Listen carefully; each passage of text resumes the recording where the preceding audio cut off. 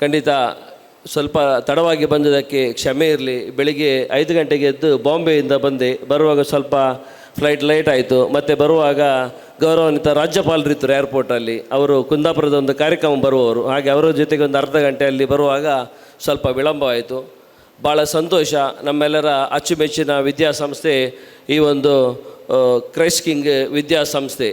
ಆ ಸಂಸ್ಥೆಯಲ್ಲಿ ಇವತ್ತು ಒಂದು ಪ್ರತಿಭಾ ಕಾರಂಜಿ, ಅದೇ ರೀತಿ ಒಂದು ಮಕ್ಕಳ ಕಲೋತ್ಸವ ಎಂಬ ಭಾಳ ಅರ್ಥಪೂರ್ಣವಾದ ಹಾಗೂ ಇಂದಿನ ಅಗತ್ಯದ ಕಾರ್ಯಕ್ರಮವನ್ನು ಮಾಡುವಂಥ ಸೌಭಾಗ್ಯ ಈ ವಿದ್ಯಾಸಂಸ್ಥೆಗೆ ಬಂದಿದೆ.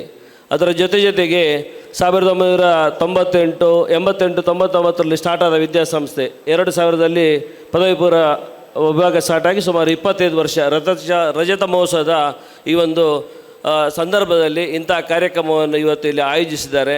ಎಲ್ಲ ಮಕ್ಕಳ ಸಂಖ್ಯೆಯನ್ನು ನೋಡುವಾಗ ಈಗಾಗಲೇ ಪೀಟರ್ ಫೆರ್ನಾಂಡಿಸ್ ಅವರು ಹೇಳಿದರು, ದೇಶದ ಯುವ ಶಕ್ತಿ, ಯುವ ಜನಾಂಗದ ವಿಷಯದ ಬಗ್ಗೆ ಎಲ್ಲ ಭಾಳ ಸುಂದರವಾಗಿ ಹಾಗೂ ಅವರನ್ನು ಹೇಗೆ ತಗೊಂಡು ಹೋಗಬೇಕೆನ್ನೋ ಬಗ್ಗೆ ಸಹ ಭಾಳ ಒಂದು ಸುಂದರವಾಗಿ ಹೇಳಿದರು. ಅಂತ ಇಂದು ನಡೆಯುವ ಈ ಸುಂದರವಾದ ಕಾರ್ಯಕ್ರಮ, ಭಾಳ ಅಗತ್ಯವಾದ ಕಾರ್ಯಕ್ರಮ. ಈಗಾಗಲೇ ನಾನು ಎಣಿಸ್ತೇನೆ ತುಂಬ ಲೇಟಾಯಿತು. ಇಷ್ಟೊತ್ತು ಸ್ಟಾರ್ಟ್ ಆಗಬೇಕಿತ್ತು, ತುಂಬ ವಿಳಂಬವಾಯಿತು. ಸಂಜೆ ಒಳಗಿದ್ದು ಮುಗಿಲಿಕ್ಕಿದೆ. ನಂದೊಂದೇ ಮಾತು, ನಾವು ಏನೇ ಆಗು ಮೊದಲು ಮಾನವನಾಗು ಅಂತ ಹೇಳಿದ್ದಾರೆ. ಆ ಒಂದು ಮಾನವೀಯ ದೃಷ್ಟಿಯನ್ನು ಇಟ್ಕೊಂಡು ಬದುಕುವಂಥ ಕೆಲಸವನ್ನು ಮೊದಲು ಮಾಡಬೇಕು.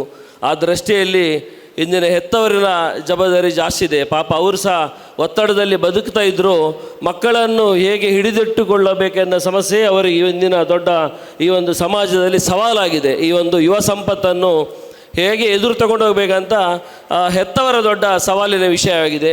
ಅದಕ್ಕೋಸ್ಕರ ಅವರು ಎಷ್ಟೇ ಕಷ್ಟಪಟ್ಟರೂ ತುಂಬ ಕಷ್ಟ ಆಗ್ತಾಯಿದೆ. ಆದರೂ ಇಂದಿನ ವಿದ್ಯಾಸಂಸ್ಥೆಗಳು ಮೌಲ್ಯಯುತವಾದ ಶಿಕ್ಷಣವನ್ನು ಕೊಟ್ಟರೆ ಕೇವಲ ಅದು ಅವರಿಗೆ ಸರ್ಟಿಫಿಕೇಟಿಗೋಸ್ಕರ ವಿದ್ಯೆ ಅಲ್ಲ, ಅವರಿಗೆ ಮೌಲ್ಯಯುತವಾದ ಶಿಕ್ಷಣವನ್ನು ಕೊಟ್ಟರೆ ಆಗ ಹೆತ್ತವರದ್ದು ಸಹ ಕೆಲಸ ತುಂಬ ಕಮ್ಮಿ ಆಗ್ತಾಯಿದೆ. ಅಂಥ ಒಳ್ಳೆಯ ಕೆಲಸವನ್ನು ಈ ಕ್ರೈಸ್ಟ್ ಕಿಂಗ್ ವಿದ್ಯಾಸಂಸ್ಥೆಯು ನೀಡ್ತಾ ಇದೆ ಅಂತ ನಮಗೆ ಭಾಳ ಹೆಮ್ಮೆ ಆಗ್ತಾಯಿದೆ. ಇವತ್ತು ಈ ಹಾಲನ್ನು ಬಂದು ನಾನು ಫಸ್ಟ್ ಟೈಮ್ ಓಪನ್ ಆದಮೇಲೆ ನೋಡಿದ್ದು ಭಾಳ ಸುಂದರವಾಗಿದೆ. ಕಾರ್ಕಳದಲ್ಲಿ ಇಂಥ ನನ್ನ ಲೆಕ್ಕದಲ್ಲಿ ಯಾವ ಆಡಿಟೋರಿಯಮು ಇಲ್ಲ. ಅಂಥ ಅದ್ಭುತವಾದ ಒಂದು ಆಡಿಟೋರಿಯಮನ್ನು ಈ ಸಂಸ್ಥೆ ಕೊಟ್ಟಂಥ ಇದಕ್ಕೆ ಸಂಬಂಧಪಟ್ಟ ಎಲ್ಲರಿಗೂ ನಾನು ಮನಪೂರ್ವಕ ಅಭಿನಂದಿಸ್ತೇನೆ. ನಮ್ಮ ಆತ್ಮೀಯರು ಆದ ಅವಲಿ ಲೂಯಿಸ್ ಅವರು ಇದರ ಹಿಂದೆ ನನ್ನ ಲೆಕ್ಕ ಪ್ರಕಾರ 24/7 ಕೆಲಸವನ್ನು ಮಾಡ್ತಾ ಇದ್ದಾರೆ ಎಲ್ಲ ವಿಭಾಗದಲ್ಲಿ. ಇವತ್ತವರ ವಿಶ್ರಾಂತ ಜೀವನವನ್ನು ಸಂಪೂರ್ಣವಾಗಿ ಈ ವಿದ್ಯಾಸಂಸ್ಥೆಗೆ ನೀಡಿ ಕೆಲಸ ಮಾಡ್ತಿರುವ ನಮ್ಮೆಲ್ಲರ ಹಿರಿಯಣ್ಣ ಅಂತ ಹೇಳ್ಬೋದು ಅವಲಿ ಲೂಯಿಸ್ ಅವರು ಮಾಡ್ತಿರೋದು ಭಾಳ ಸಂತೋಷವಾಗಿದೆ. ಅದಕ್ಕಿಂತಲೂ ಉಡುಪಿ ಜಿಲ್ಲೆ ಅಂದರೆ ನಮಗೆ ಭಾಳ ಹೆಮ್ಮೆ. ವಿದ್ಯೆಯಲ್ಲಿ ಉಡುಪಿ ಮಂಗಳೂರು ಅಂದರೆ ನಂಬರ್ 1, ನಂಬರ್ 2 ಅಂತ ಆಗ್ತಾಯಿದೆ.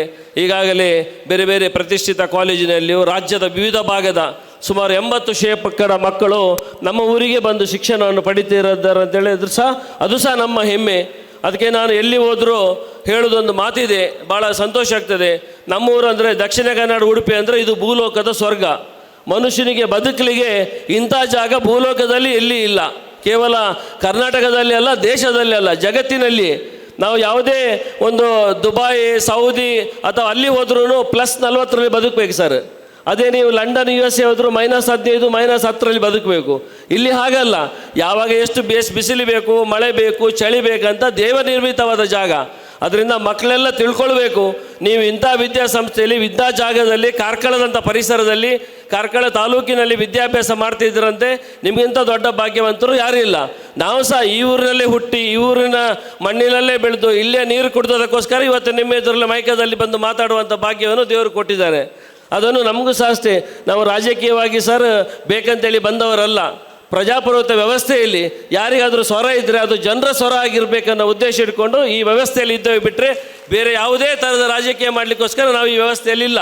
ಅದರಿಂದ ನಾನಿವತ್ತು ನಮ್ಮ ಎಲ್ಲ ಪ್ರಜ್ಞಾವಂತರ ಜನರ ಹತ್ರ ಹೇಳೋದು, ನೀವೆಲ್ಲ ನಿಮ್ಮ ಮಕ್ಕಳನ್ನು ಪ್ರಜಾಪ್ರಭುತ್ವ ವ್ಯವಸ್ಥೆಯಲ್ಲಿ ತೊಡಗಿಸ್ಕೊಳ್ಬೇಕು.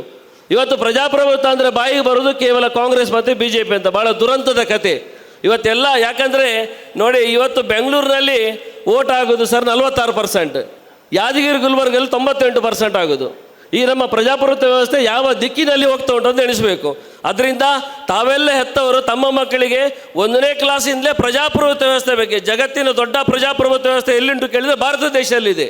ಅದನ್ನು ಉಳಿಸುವುದು, ಬೆಳೆಸುವುದು, ಮುಂದೆ ತಗೊಂಡು ಹೋಗೋದು ನಮ್ಮೆಲ್ಲರ ಈ ಒಂದು ಎಲ್ಲ ವ್ಯವಸ್ಥೆ ಅಂದರೆ ಅದು ನಮ್ಮ ಒಂದು ಮೂಲ ಒಂದು ಮೂಲ ಕಾಳಜಿಯಾಗಿದೆ. ಅದಕ್ಕೋಸ್ಕರ ತಾವೆಲ್ಲರೂ ತಮ್ಮ ಮಕ್ಕಳನ್ನು ಅದರಲ್ಲಿ ಒಂದು ಆ್ಯಕ್ಟಿವ್ ಆಗಿ ತೊಡಗಿಸಿ ಮುಂದಿನ ದಿನದಲ್ಲಿ ಅವರನ್ನು ಈ ದೇಶದ ಒಳ್ಳೆ ಸತ್ಪ್ರಜೆಯಾಗಿ ಮಾಡುವಲ್ಲಿ ನಿಮ್ಮ ಪಾತ್ರ ಭಾಳ ಮುಖ್ಯವಾಗಿ ಅಂತ ಹೇಳುತ್ತಾ ಇಂದಿನ ಈ ಕಾರ್ಯಕ್ರಮವನ್ನು ಆಯೋಜಿಸಿದ ಈ ವಿದ್ಯಾಸಂಸ್ಥೆ ಮತ್ತು ಸಂಬಂಧಪಟ್ಟ ಎಲ್ಲ ಶಿಕ್ಷಣ ಇಲಾಖೆಯವರಿಗೆ ಸಹ ನನ್ನ ಮನಪೂರ್ವಕವಾದ ಅಭಿನಂದನೆ ಸಲ್ಲಿಸುತ್ತಾ ಮುಂದಿನ ದಿನದಲ್ಲಿ ಇದರಿಗಿಂತ ದೊಡ್ಡ ಕಾರ್ಯಕ್ರಮವನ್ನು ಮಾಡುವ ಶಕ್ತಿ ಭಗವಂತ ನಿಮಗೆಲ್ಲರೂ ನೀಡಲಿ. ನೀವು ಈ ತಾಲೂಕಿನಲ್ಲಿ ಇರ್ಬೋದು, ಈ ರಾಜ್ಯದಲ್ಲಿ ಆಗ್ಬೋದು, ಯಾವುದೇ ಕೆಲಸ ಆಗೋದಾದರೂ ಯಾವಾಗಲೂ ನಮ್ಮ ಕೆಲಸವು ಕಾಯ ವಾಚ ಮನಸ ಇದು ನಿಮ್ಮ ಜೊತೆಗೆ ಇದೆ ಅಂತ ಹೇಳುತ್ತಾ ಎಲ್ಲರಿಗೆ ವಂದಿಸ್ತಾ ನಮ್ಮ ಮಾತನ್ನು ನಿಲ್ಲಿಸ್ತೇನೆ. ಜೈ ಹಿಂದ್.